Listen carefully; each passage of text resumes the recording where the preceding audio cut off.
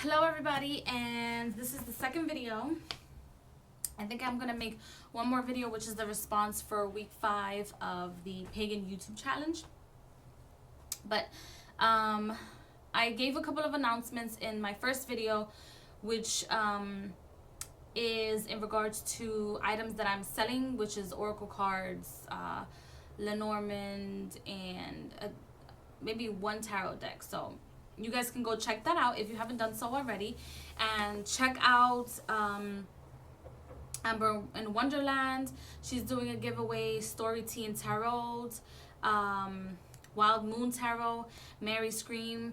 These are all wonderful and amazing women. You guys can go check them out, and please stay tuned to offerings on my Etsy. I will be doing relationship readings, and that listing should be up before February 14th, which is Valentine's Day. Also, you know, I'm gonna do 2 videos after this video actually. Also, what did I want to tell you guys? Yes, check out my Instagram and any of my other links below. You guys can check out my work and what I do, the things that I'm selling, the things that I'm not selling. If you just want to go and support and I don't know, follow, you guys can find me at any of my links below. So anyway, without further ado, also you guys can go and check out Amethyst, and she is a witch, and she considers herself a newbie, and I don't think she's a newbie, because I feel like once a witch, always a witch. I feel like, I mean, I embrace the word newbie, but I always say newbie, but I don't think any of us are newbies. It's just maybe a newbie in this life. But I feel like once a witch, always a witch, and she's wonderful. She created my witch's grimoire, and you guys can go check her out.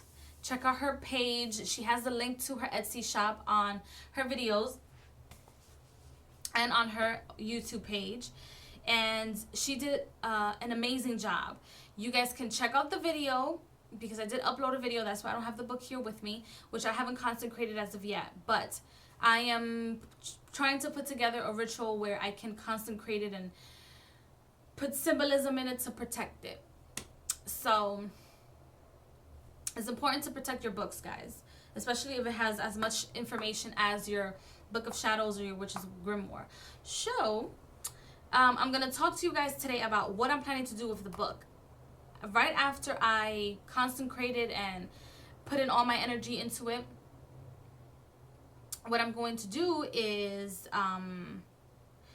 start writing in it. And the first section, which is covered with roses, is going to be my story. I have had a couple of past life readings. I've also had meditations. I've also had conversations with my guides, and not just my goddesses or my ancestors, but I have everybody has a spirit board, sort of, or like your lifeline is being protected and watched over by certain entities and spirits within your own DNA. That's why you always hear people saying you need to tap into your DNA, tap into your DNA. During meditation, you tap into your DNA and they'll start coming to you, or tap into your Akashic records and they'll start coming up to you or appearing or showing themselves to you. So I'm going to talk about my story, not just in the present, but in my past life, and my purpose here in this lifeline. I'm going to include symbolism. I'm very big in symbolism, because sometimes the messages, when I'm giving somebody a reading, it's not always in the cards. It's usually I see the symbols, or they throw certain symbols or words at me. So certain symbolisms or symbolisms that I use or that are important to me. What I'm going to do with this, I'm not going to do you know, every section or cut off 10 pages for every section. I'm not going to do that. I'm going to just write, and it's going to flow out of me. The only thing that's going to be reserved, that's not going to be out of order, is going to be my story, which is in the first 10 pages of the book. But the symbolism and the definitions are going to be all over the book. That's how I'm going to fill the extra spaces within the book. is by using the symbolisms all over and their definition. So I'll show you guys what I have when I start creating it. Then I'm going to add the potions, spells, recipes, and different types of candles that I create, or recipes or potions, and how I create them. I am going to have different sections for the tarot. I bought the mini tarot so that I can paste it on certain pages and have like not just the keywords but certain symbolism in there that I would like to remember, or that I would like to pass down to whoever's going to take my place, whether it's my child, whether it's a goddaughter, a godson, whoever. I'm going to have pages for the runes. Once I start scrying, which I really want to get into, I will start doing that. But I feel like this year I'm going to learn the runes and possibly some working with the pendulum. It's my goal for the year. I'm going to put information in regards to the chakras. Excuse me. I'm going to talk about my goddesses. Ooh. Ooh. Excuse me, guys. It's really late at night and I'm recording these videos. I'm going to talk about moon phases. I'm going to talk about the herbs, that not just the herbs that I use the most. I forgot a section, but thank you. Thank you. Thank you, Spirit. I'm going to put in information about herbs, not just the herbs that I use, but just herbs that resonate with me, or when I open up my books that I have in regards to herbalism.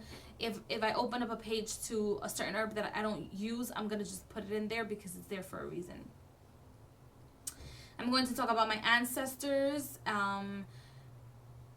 and from both sides of the family, or my roots from both sides. I'm going to talk about astrology and not just our solar system, but the galaxy. I know a little bit about it, but not as much as I would like to. I'm going to talk about the archangels and certain divisions of angels. I'm going to talk about demons in there. Yes, I will have the demons in there included also, and also crystals that either resonate with me or that I use on a regular basis. Now, those are the list of things that I'm going to include in the book. Now, with that being said, I don't want to use the book as, or organize the book, I should say, as just every section has to be perfect, and 10 pages are going to be reserved for this and 11 pages are going to be reserved for that. No, I want the book to flow. I want somebody to open up the book and see like, oh my God, it's just filled with information. I don't want it to be like a certain section for this, a certain section for that. No. For what? I don't want it to be that way. And I am going to handwrite. Yes, I'm going to handwrite, as I'm also going to print colored designs, and it's going to be really nice. You guys will see once I start writing in it. I'll just kind of flip through certain things. Once I get it at least halfway, I'll do a video about it. And yeah, those are the things that basically sum up what I want in the book. But I don't want it to be in order. I don't want that. I don't want it to be in order. That's why I have the dividers, so that when I'm working on certain things, I can just divide or separate whatever it is I want to separate, or cut things in certain sections. I don't want it to be a perfect book for someone else or someone else's perspective. I want it to be all about me.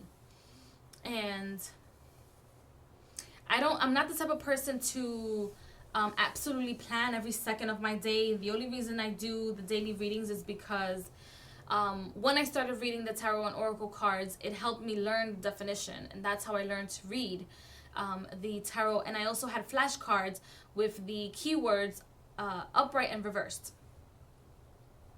That's how I learned the meanings of the cards. But when I started reading them at first, it was just like intuitively. So I didn't really know the meanings. And I was just like, okay, this means that. This is what it is. This is what I see. I see you go. I would tell a story with the cards. But when I started getting into the meaning of the cards, I learned by the symbolism of the cards and by the flashcards that I created for myself.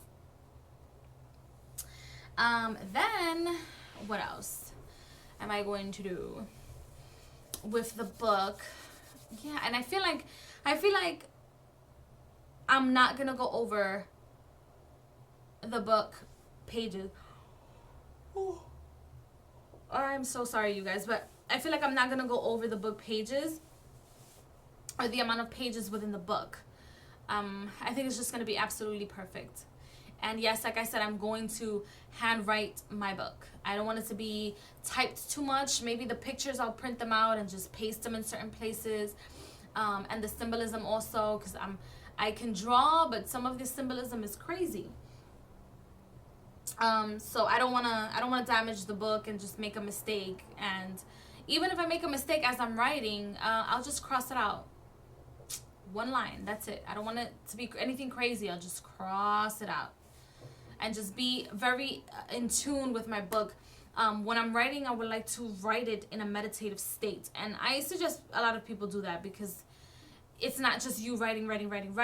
It's you expressing yourself, not just writing. It's the expression of what you're writing, and your story, the story that you're telling. So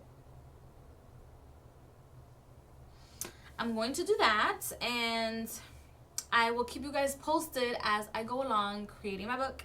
And this wasn't that long. It was 12 minutes long. And I just wanted to give an outline. I don't want it to, I mean, of course I'm going to have, like for astrology and galaxy, I'm going to break it down. For the angels, I'm going to break it down. The tarot, I'm going to break it down. So you guys will see the process of how I do things. And perhaps maybe I do things in order, such as like the tarot. I probably put them all, in certain sections and just fill a certain amount of pages with the tarot. But that's something that I would have to be, totally in tune in, and possibly take a whole day so that I don't chop my ideas and thoughts or I cut my ideas and thoughts, and then I would have to start again through the next day. So, ta-da! That's those are my plans with my books. And again, like if you guys are interested in the books, you guys can hit up Amethyst. She's amazing and wonderful, and check out her videos in regards to her book of shadows, and my video in regards to my witch's grimoire. So I will see you guys at the next video.